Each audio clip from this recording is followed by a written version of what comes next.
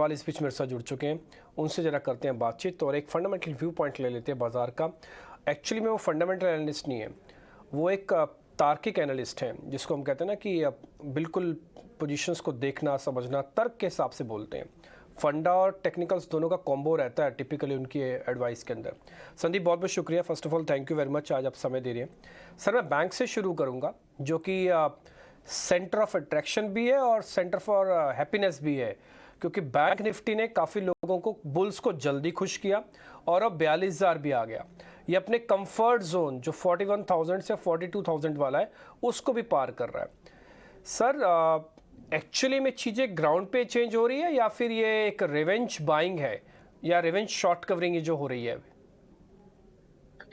देखिए, macro wise मैं समझता हूँ कि इंडिया की पोजीशन ग्लोबली काफी अच्छी है इस समय, और इंडियन बैंक्स की जो पोजीशन है वो ग्लोबली बैंक्स के मुकाबले काफी अच्छी है। तो काफी बैंक्स पे प्रेशर इसलिए रहा था क्योंकि फॉरेन फंड्स के कंटिन्यूअस आउटफ्लो थे, और बैंक्स जो है वो फॉरेन फंड्स काफी होल्ड करते हैं, और उस चक्कर में बैंक्स की हमने अंडर परफॉर्मेंस देखी थी। अब जब हम इस सिनारियो में हैं जहाँ दो बड़े सेक्टर हैं, एक आईटी और एक बैंकिंग, उनमें जब टोटली डाइवर्जेंट हम कहेंगे एक तरह से ट्रेंड है कि आईटी में स्लो डाउन है, मार्जिन कंप्रेशन है और लैक ऑफ क्लैरिटी है, जबकि बैंकिंग सेक्टर अच्छा कर रहा है, एनपीएस कंट्रोल में है, मार्जिन्स अच्छे हैं, प्रॉफिट ग्रोथ प्रोस्पेक्ट्स अच्छे हैं। तो टिल्ट थोड़ा, जब ऐसा सिनेरियो आता है और फ्लोज पॉजिटिव होते हैं तो टिल्ट उस सेक्टर की तरफ ज्यादा जाता है। तो मुझे लगता है कि बैंक्स की जो आउट परफॉर्मेंस है वो कंटिन्यू रहेगी, और जो कल के इन्फ्लेशन डेटा आया है, आईआईपी डेटा आया है, वो सब भी, और जो आरबीआई की पॉलिसी थी वो सब सपोर्टिव है। अब एमपीसी को रेट हाइक करने के लिए बहुत हाई थ्रेशोल्ड है, क्योंकि पिछले महीने के नेगेटिव जो सरप्राइज था इन्फ्लेशन, उस पर भी उन्होंने जब रेट हाइक नहीं किया, तो अब रेट हाइक करना उनके लिए बहुत मुश्किल रहेगा अनलेस इन्फ्लेशन उस लेवल के भी ऊपर चल जाए, जो इसकी उम्मीद बहुत कम है। तो मैं कहूँगा कि बैंकिंग सेक्टर ओवरऑल अच्छा करेगा। हमने 1000 पॉइंट का मूव ऑलरेडी देखा है नीचे से, तो हो सकता है कि थोड़ा कंसोलिडेशन हो, लेकिन ओवरऑल डायरेक्शनली व्यू पॉजिटिव है। सर, एक चीज़ आपसे और समझनी थी, इस पूरी शॉर्ट कवरिंग की चर्निंग के अंदर ना कई सेक्टर्स ने अपना रसूख वापस से हासिल करने की कोशिश कर रहा है, जैसे कि फार्मास्यूटिकल्स वो वापस से आ रहे हैं, आईटी थोड़ा भी है बैकफुट में। इस चर्निंग में आपको सुपरस्टार कौन लग रहा है और एक फ्लॉप स्टार कौन सा लग रहा है?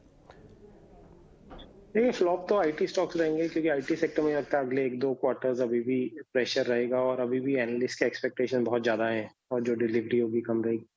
और out performer banks, capital goods, इस तरह के, या कंस्ट्रक्शन इंफ्रास्ट्रक्चर, इन सब सेक्टर्स के स्टॉक्स रहेंगे जहाँ पे मोमेंटम और ऑर्डर फ्लो अच्छा है। फार्मा एक मिडिल की जगह है, जहाँ पे कोई ऐसे ट्रिगर पर से नहीं है फार्मा में, लेकिन जो अच्छी कंपनीज है वो अच्छा कर रही हैं, जैसे डॉक्टर रेड्डीज हो गई या सन फार्मा हो गए, तो वो अपने ही ट्रेंड पे हैं, जबकि बाकी मिड कैप फार्मा स्टॉक्स में काफी प्रेशर रहा था। तो अभी भी कोई ऐसे ट्रिगर नहीं है मिड कैप फार्मा स्टॉक्स के लिए जो बहुत उनको अपसाइड क्रिएट कर सके। हाय, गुड आफ्टरनून। आपने इंफ्रा की बात कही, रियल एस्टेट सेक्टर पर भी आपका आउटलुक जानना चाहेंगे, क्योंकि पिछले दिनों में रियल एस्टेट सेक्टर ने एक बढ़िया रोजी पिक्चर दिखाया है। अभी हमने ऑपरेशनल अपडेट्स भी देखे कुछ तमाम कंपनियों के, शोभा लिमिटेड के जिस तरह से यहाँ पर हाईएस्ट एवर सेल्स वैल्यू के डेटा आते हुए दिखे। कुछ समय पहले डीएलएफ के मैनेजमेंट से बातचीत भी हुई थी और वहाँ से भी काफ़ी हद तक ग्रोथ मोमेंटम इंटैक्ट रहने की बात आ रही थी। रियल एस्टेट सेक्टर के लिए क्या कोई इंटरेस्टिंग अपॉर्चुनिटीज़ यहाँ बन रही है, या आपको लगता है कि ये सेगमेंट ऑलरेडी चल चुका है? नहीं, देखिए, 2020-21 में रियल एस्टेट में बहुत मोमेंटम आया था, उसके बाद ऑलमोस्ट 1.5 साल कंसोलिडेशन, मतलब कुछ 1-2 स्टॉक चढ़े होंगे, लेकिन जनरली कंसोलिडेशन रहा। और इंटरेस्ट रेट साइकिल जब अपवर्ड साइकिल शुरू हुआ, वहां से अंडर परफॉर्मेंस स्टार्ट हुआ, और जब टॉप हुआ है, अब वहां से मुझे लगता है इनका अंडर परफॉर्मेंस खत्म होगा। तो मार्केट लीडरशिप में डीएलएफ है, तो डीएलएफ में एक मूव अभी काफी महीनों, क्वार्टर्स के कंसोलिडेशन के बाद शुरू हुआ है। मुझे लगता है कि डीएलएफ अच्छा करना चाहिए, और बाकी भी काफी रियल एस्टेट कंपनीज हैं, वो ओवरऑल मैं कहूंगा कि व्यू सेक्टर पे पॉजिटिव ही है। बिल्कुल Sandeep ji, before we let you go, बड़ी संक्षिप्त में, ब्रीफ में आपसे जानना चाहेंगे, रियल एस्टेट पर तो पॉजिटिव नजरिया आपने बताया, और आईटी सेक्टर लगातार रहेगा ये भी कहा, और कौन से सेक्टर्स हैं जो आपको पसंद आते हैं? ऑटो मुझे लगता है कि ऑटो में थोड़ा मोमेंटम है, कंस्ट्रक्शन सेक्टर के स्टॉक्स है, उनमें कुछ अपॉर्चुनिटीज हैं। शुगर ओवरऑल एक सेक्टर ऐसा है जो मुझे अभी भी ठीक लग रहा है, यहाँ से भी मुझे लगता है कि डोमेस्टिक प्राइसेस चढ़ सकते हैं। तो ब्रॉडली मैं कहूँगा कि ये इमीडिएटली ये 2-3 सेक्टर्स याद आते हैं। दीप जी, आपका शुक्रिया हमारे साथ जुड़ने के लिए, सवालों के जवाब देने के लिए और अपना आउटलुक इस वक्त मार्केट्स पर हमारे साथ शेयर करने के लिए।